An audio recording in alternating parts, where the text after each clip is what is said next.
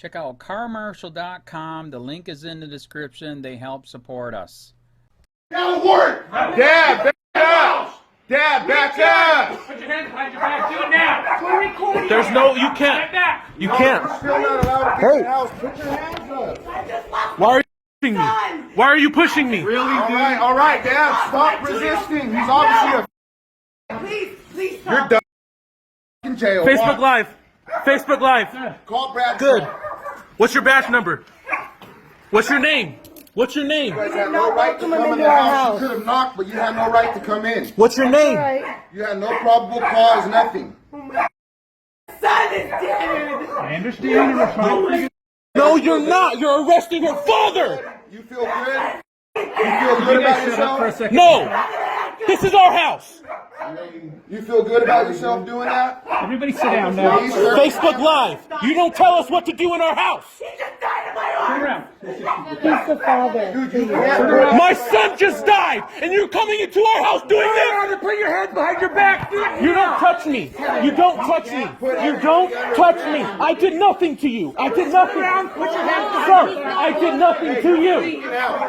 Sir, sir, you stop.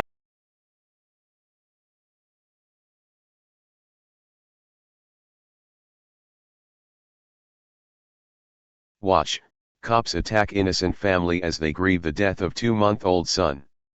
An innocent family had only been home 10 minutes after their 2-month-old son had died at the hospital when police kicked in their door for no reason, and began pepper spraying and arresting family members. By Matt Agarist, March 17, 2018.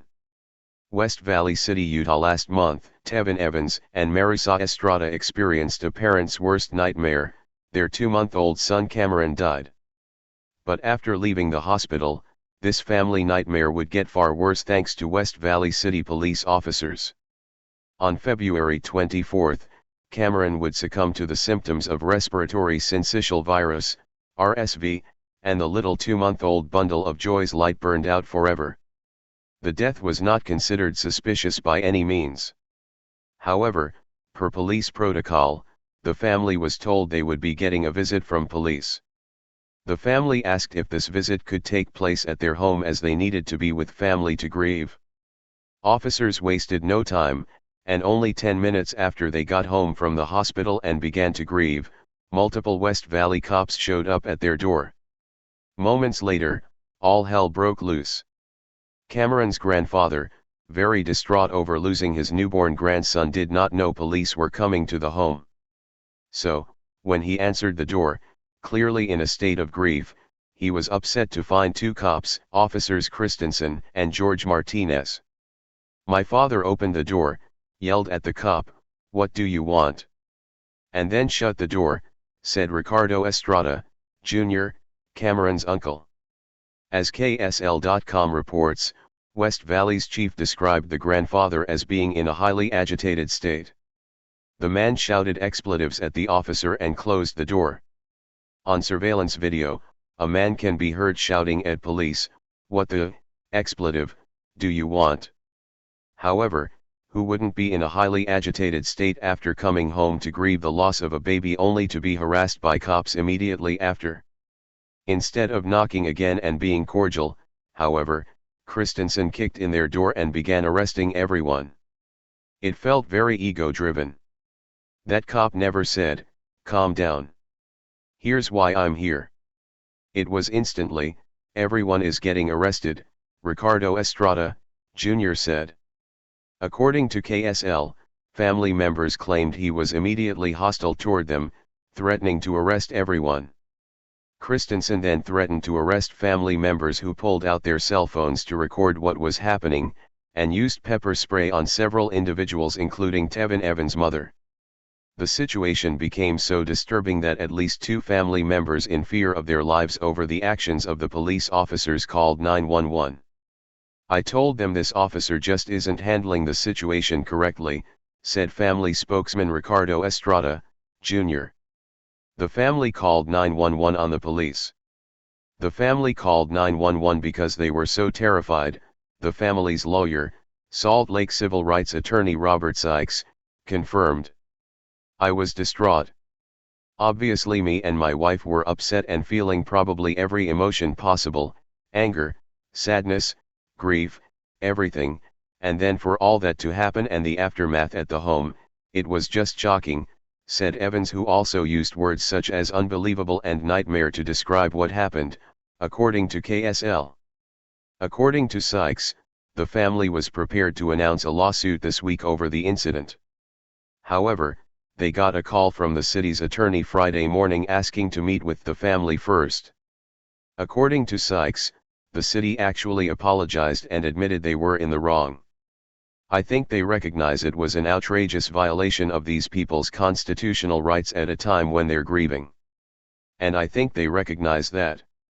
And to their credit, they said, yes, we were wrong, he said.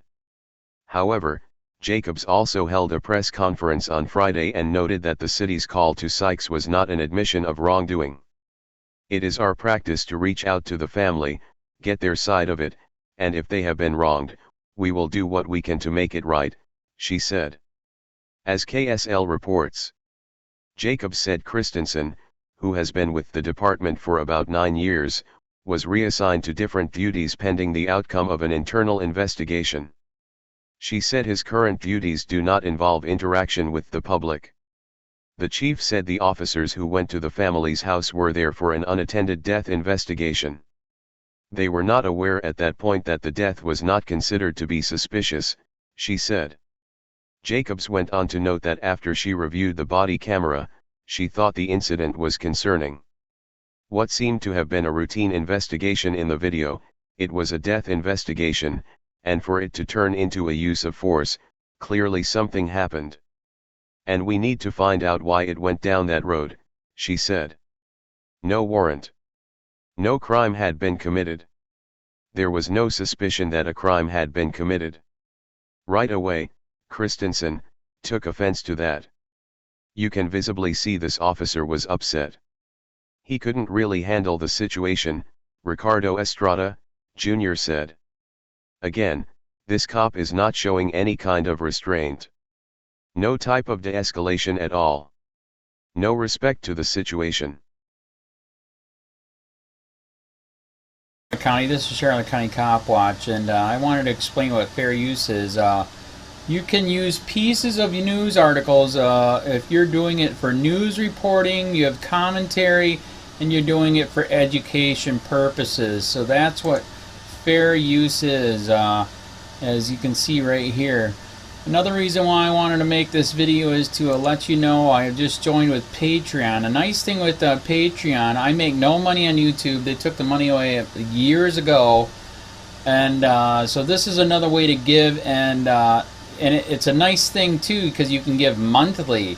You can give $1, $5, $10, whatever. I do 4 to 5 hours a day on trying to wake the sheep up on how corrupt it is and different ways that you can fight the corruption. So Patreon is a way that you can do it, and then of course the old way is still there. Donate to Sheriff County Cop Watch with PayPal or credit card. So keep that in mind. 4 to 5 hours a day. I make no money, but the corruption happened to me and I'm sick of it, so I'm trying to wake people up. But my wife would love it if some, if we could get some help out there. There's 47,000 subscribers. Just think if each one of you subscribers just gave a, let's say, actually, yes, $1 a month. 47,000 subscribers gave $1 a month.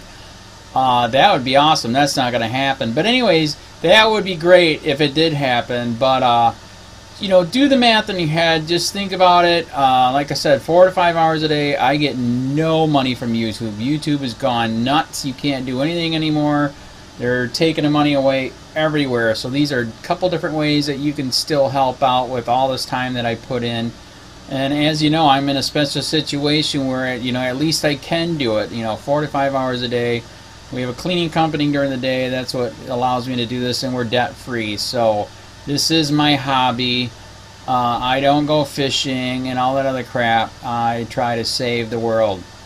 So help me out to make the wife happy, man. In fact, if you guys did give $1 a day, and there was 47,000 of you, and you did it and each of you gave $1, and that was every month. Oh my God! Yes, I could quit. I could start suing them. Another idea too that we have is, you know, if I got, you know, some funds, we could actually contact everyone that has been ticketed and or arrested and put in jail and start sending them postcards to let them know we're here, and to see if everything went all right, and if it didn't, find out their story. So we could even do more investigations and more lawsuits. Lawsuits take money.